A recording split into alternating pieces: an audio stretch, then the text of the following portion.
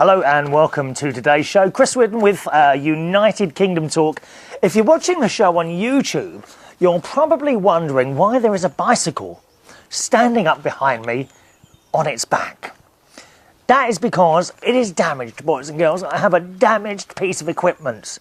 Now, yesterday, after I finished my music and chat show, I do a music and chat show, incidentally, every morning, boys and girls. That's between 11 and 12 o'clock UK time in the morning. The music, fairly light-hearted, middle-of-the-road stuff from 70s, 80s, 90s, today, okay, a little bit of easy listening, a little bit of chat as well. We do like a chat, and each and every morning, I sing.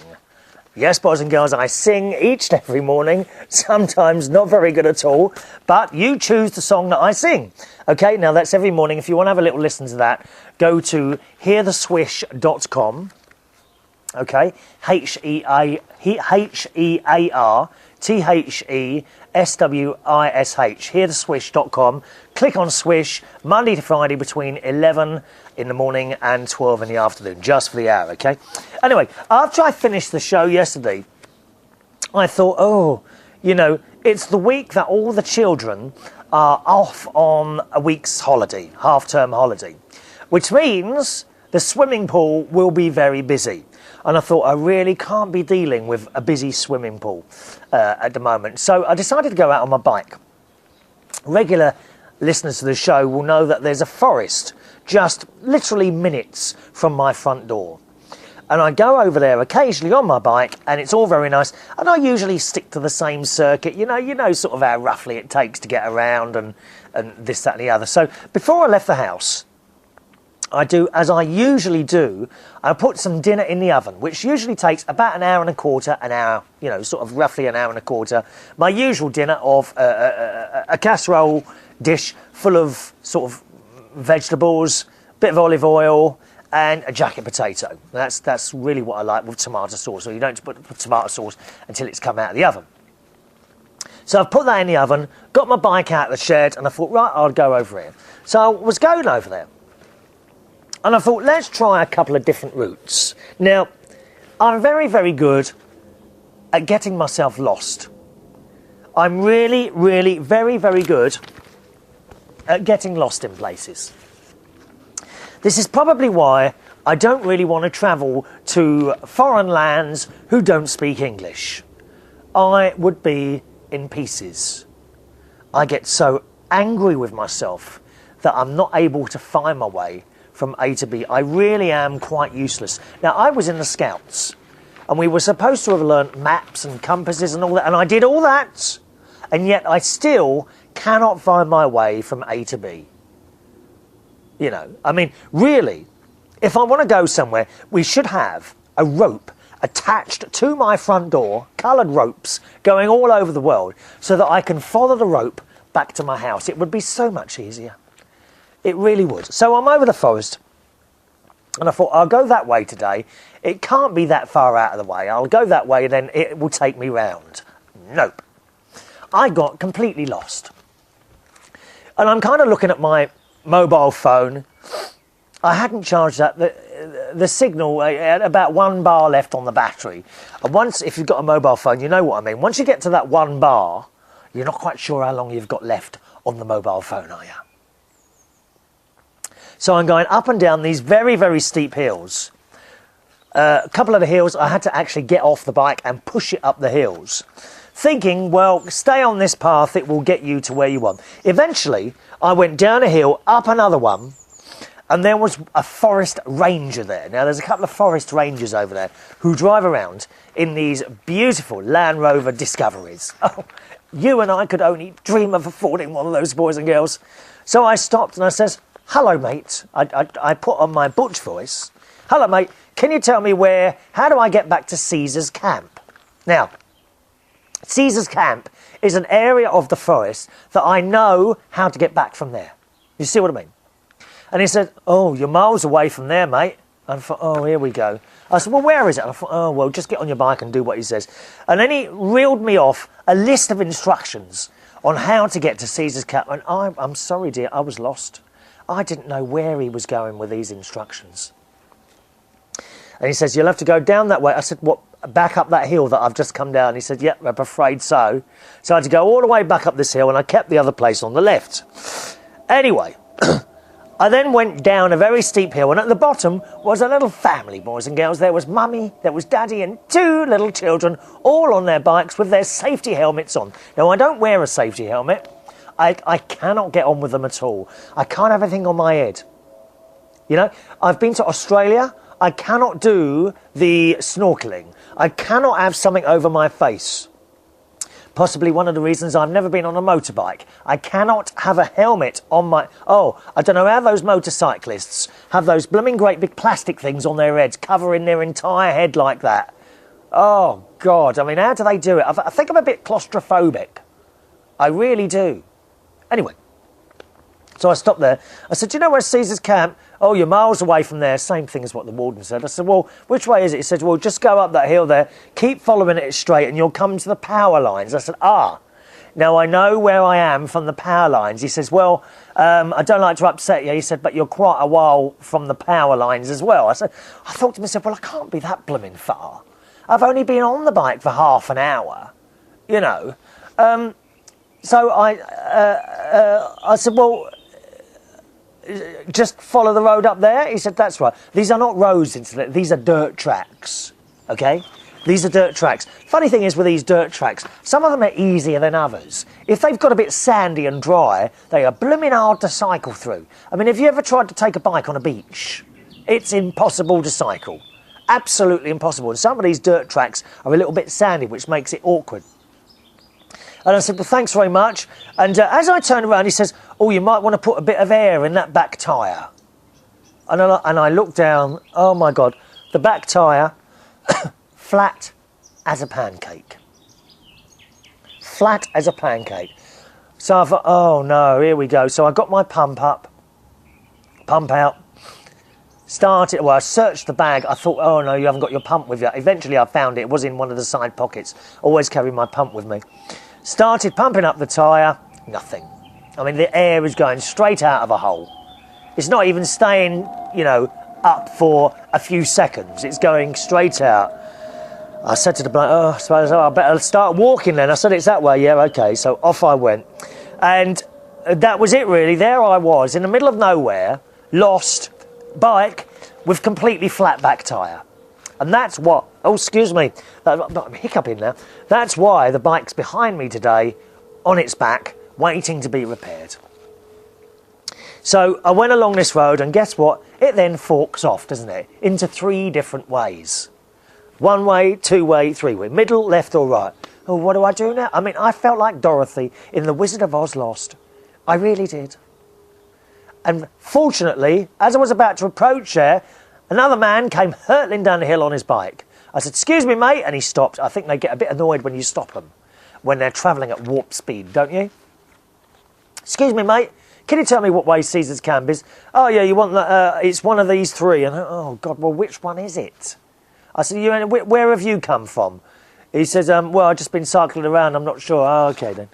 Oh, dear. So, anyway, I took the middle one, and I started cycling up there, and it was a long old... I was walking, and I thought, oh, you know, I'm going to have to try and ride on a flat tyre, and that is indeed what I did. And let me tell you, it's blooming bumpy.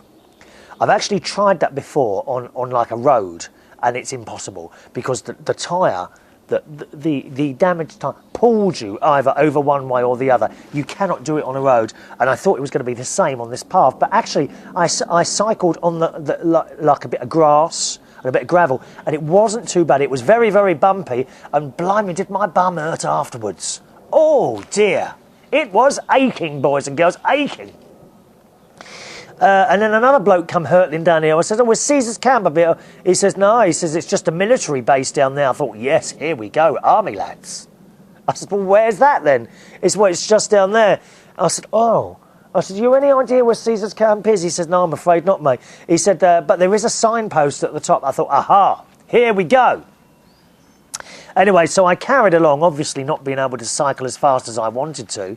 And eventually I came to the signpost. It wasn't pointing to where I wanted to go, but it was pointing to another signpost, which was actually called Upper Star Post. That's what the signpost did. I looked at lower star post, and then there's a sign that said upper star post, and I recognised upper star post. So I then cycled a bit further, upper star post, and there was the sign leading me towards Ceasars camp. So there we are.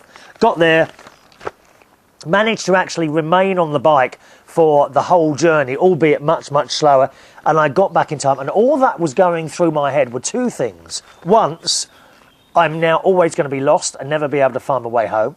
I know it sounds stupid to you lot, doesn't it? That sounds really stupid, especially with the UK being such a small island. I mean, it's only a few hundred miles across, for Christ's sake. And then you get to the end, don't you? But I do. I'm terrible. And I worry when I get lost, something chronic. And number two, is my house going to be burnt down when I get back because the dinner is in the oven and it's probably done by now? That's all that was going through my mind. Anyway, I eventually got back here after about an hour and 3/4. And on this occasion, for whatever reason, I hadn't turned the oven up as far as I thought I had. It was slightly lower than it usually is. And believe it or not, the dinner hadn't finished. It was about another 15 minutes away. So I was quite lucky there. I was either going to have a burnt dinner or a burnt down house. But I didn't have any, so very, very lucky there. So that was my thing yesterday, I'm afraid. Oh dear, what a day. It was a bit of a day. I was technically challenged. I was having trouble with one of the computers yesterday on the music and chat show. It kept cutting me off. Blooming pain it was. That's why the bike's upside down now. I don't know. I have started going over the forest a lot more on my bicycle for exercising purposes. But in all honesty, I do not have... That is not a mountain bike. It's like a hybrid, like a cross between a road bike and a mountain bike. And it's fine for going on the cycle track and the roads around here, no problem at all. But over the forest, I'm wondering, should I buy perhaps a proper mountain bike? You know, maybe spend a little bit more money than I used to. I've always bought sort of reasonably cheapish bikes. Maybe I need to spend a little bit more so that I'm not going to have the problem. I know there is no bike that can guarantee you with no flat tyres. I know that. But is there something that would be much less likely to happen to? Also, with this one, climbing up the hills is very difficult. And sometimes, if the hill is very steep, the back wheel actually turns, you know, on the hill. And you have to get up and push it up. So it's not really a bike to do sort of terrains like going up and down hills and that. I'm kind of wondering, shall I later on walk into town? Because there are two bike shops. I could walk into town after I finish recording the show, literally go into a shop and buy a bike and cycle it home. Or should I repair the old one? Now, the old one is like, it's coming on 15 or 16 years old now.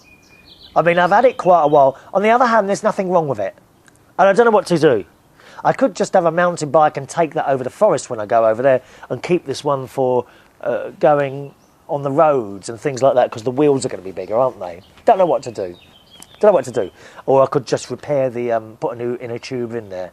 So I'll have to decide what I want to do after the show. So that was my ordeal yesterday. Oh, lost and nearly with a house burnt down. Terrible, terrible, terrible. Garden news, boys and girls. I'm afraid the snails are making an appearance. Yes, boys and girls, the slugs and the snails, which I had so much problem with a couple of years ago, are returning. I know this because, and I'm sorry, animal lovers will hate this, snail lovers will hate this, but I do put down the blue little chip things, whatever they are, to get rid of snails. And as soon as I felt it was damp one evening, I put them down in the area that the snails usually are, and that night I come home and there are just a handful of dead snails, and they stink. Have you ever put that blue stuff down and you find a load of snails and they stink, don't they? They absolutely stink when they've died.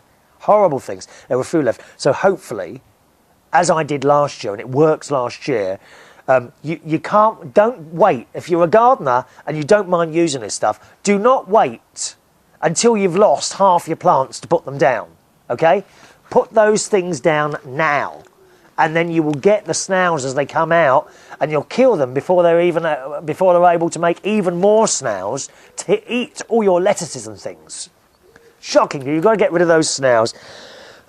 If you've got a bit of time and you don't want to put down that blue stuff, then it's a case, I'm afraid, of going out there at night, literally sweeping them all up and dumping them somewhere else. But they are absolute pain, snails, aren't they? Eh? Okay, email time, boys and girls. Yes, email time. First of all, the lovely Robert in Iceland, who writes on the subject of volcanoes. He did send this in a couple of weeks ago. We are trying to keep up, boys and girls, with the emails. Dear Chris and friends of United Kingdom Talk, it would appear that our volcano, Eyjafjallajökull, that's its name, Eyjafjallajökull is the name of the volcano in Iceland, have started being a naughty boy again.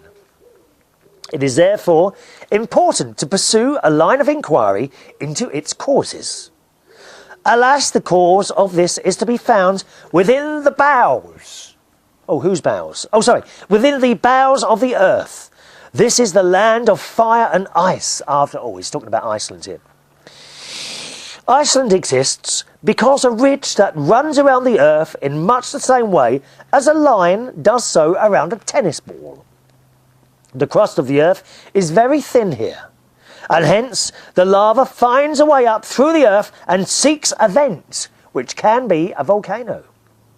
For us, and indeed for the rest of Europe, our eyes should be on the sister volcano called Katla, which at the moment is dormant, and to be serious, for a moment at least, let us pray it remains so. We in Iceland feel for the problems this is causing, but have a mind for the farmers here who have but one lambing season in the year, and it is now. They are already on the limits before this happens, and many, I fear, will fail in the coming months. I can't eat lambs, incidentally. You know, when people get a lamb dinner, I can't eat. They're too young, dear. I've said before on this show, I think it's terrible to eat something that's only just come out of its mother. I really do. Terrible, terrible. We have teams of people leaving our northern communities to head south to help clean the ash from the lands, a task rather akin to sweeping the yard with a toothbrush. I see what you mean there, yeah, it must be...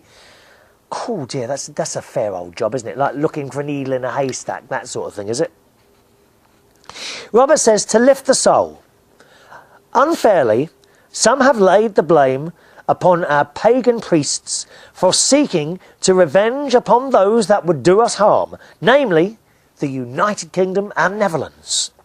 I must lay claim to this wrath of destruction now being laid upon the door of the United Kingdom, and in particular His Nobbiness Chris Reardon, Duke of Moneybags Hall. He has shortchanged us with first reducing the length of the show, and now has the audacity to remove the Saturday show. I have been seeing things again in the waters of my kettle. The voices are coming once again from under the beds, and talk of times when Cameron von Clegg will walk the earth, leading the peoples of the kingdom towards the light. Well, it sounded like light. The runes talk of a horde coming from the north and led by a warrior troll named Brownie, and a union of dark forces from the new lands in the west, a fearsome beast known as the Thomas Harrius. He wields a might club with which he seeks not only to defeat the volcano, but also to take our lands. He will sit upon the throne of Rational with his liege, Sir Christopher Reardon plus. More to come, but I hear nursery coming down the corridor. And that's from Robert in Iceland. Yes, it's all very worrying, Roberts. All very worrying indeed, my dear friend. It really is. Just a minute, am I think I might have forgotten. No, I always think I forgot to switch on the record button on the recording device. For some reason, I always think I've forgotten to do that. Thank you, Robert. Wonderful email as usual. And thank God that Iceland did not win the Eurovision Song Contest. That would have finished you lot off, wasn't it? Eh? That would have absolutely... The cost of putting it on... Did I hear the cost of putting on the Eurovision this year from Norway? They paid for that £22 million. Is that right? One TV show cost them £22 million. And what a great show it was. Yes, once again, boys and girls, the United Kingdom came last. How cruel it was. As the show went on, we gradually moved further and further down the list. And then about halfway through the show, I think we were second from last. And the voting carried on, and we were second from last all the way through until the last vote. And then someone gave the country below us 12 points, which pushed us at the very last minute into last place. Poor old Josh. Josh was a singer for the UK, wasn't he?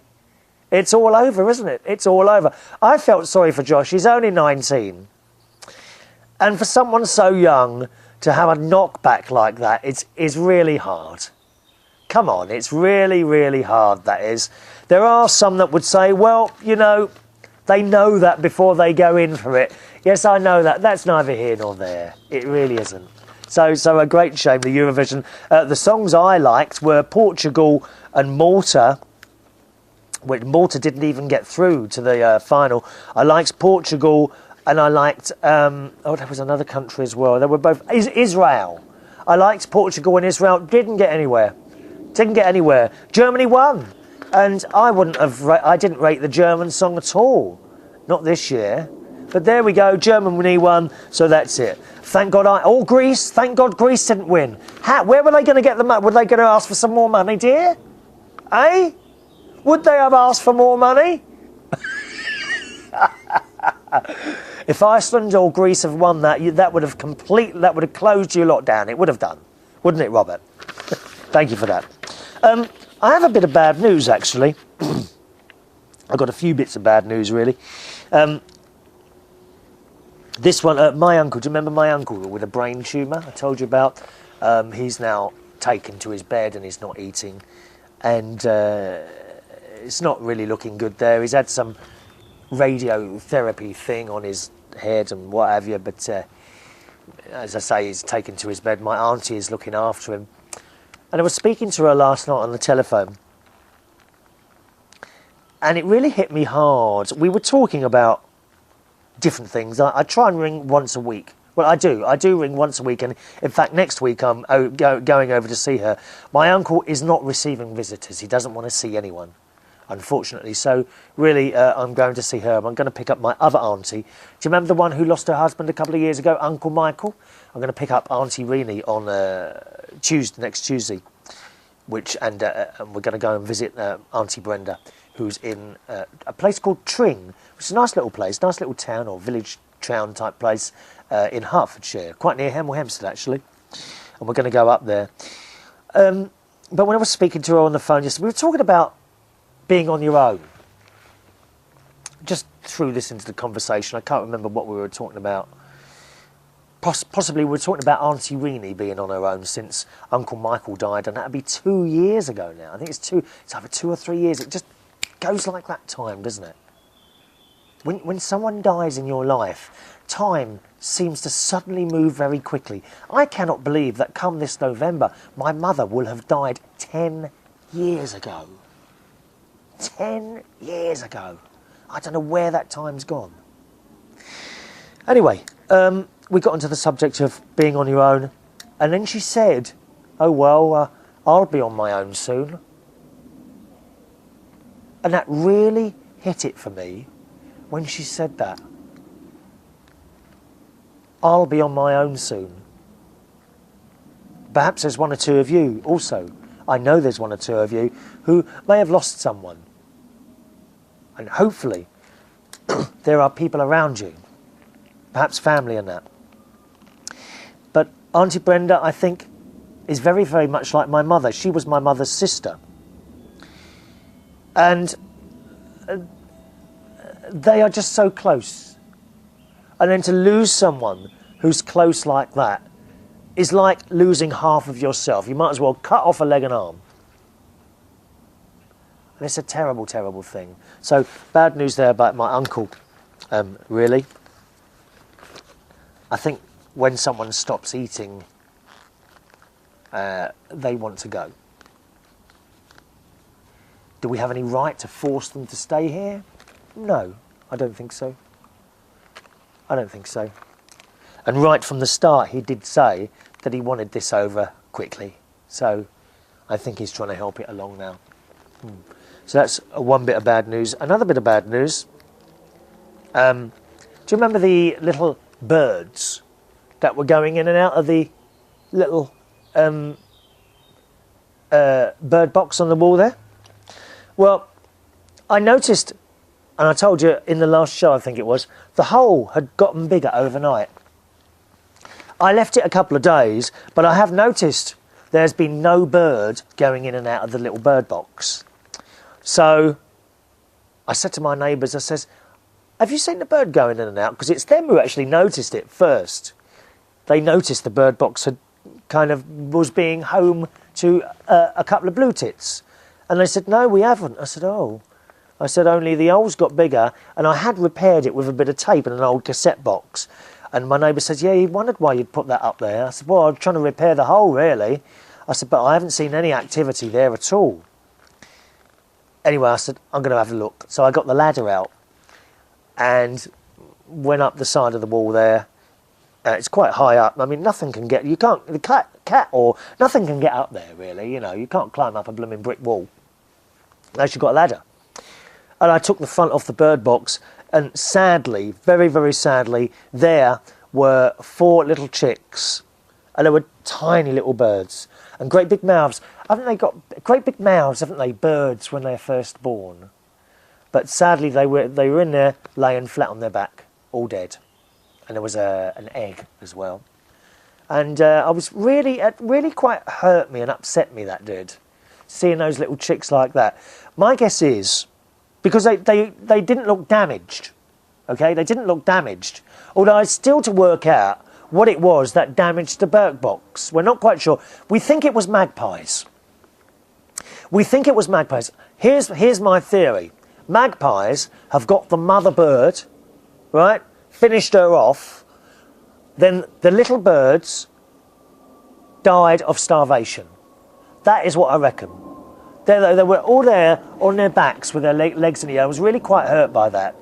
Anyway, I took the bird box down and I buried the little birds in the communal area just out the front there next to some of my plants. But how sad is that, really?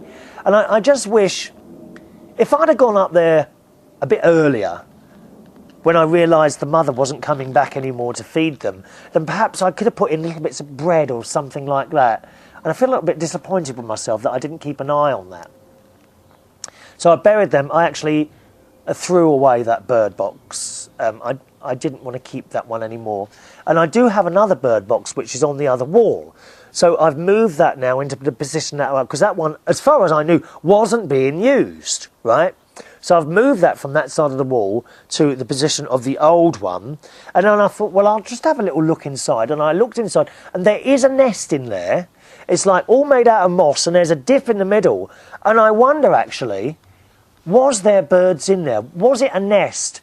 And the bird... No, it can't have done, because there would be bits of egg. This was actually a nest that seemed to be already made, but nothing had used it. I don't know why.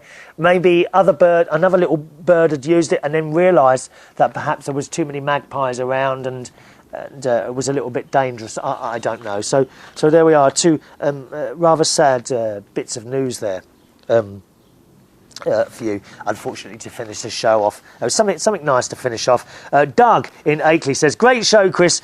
I did see Katie use her cat door on the shed when you were talking about the megaphone a couple of shows ago.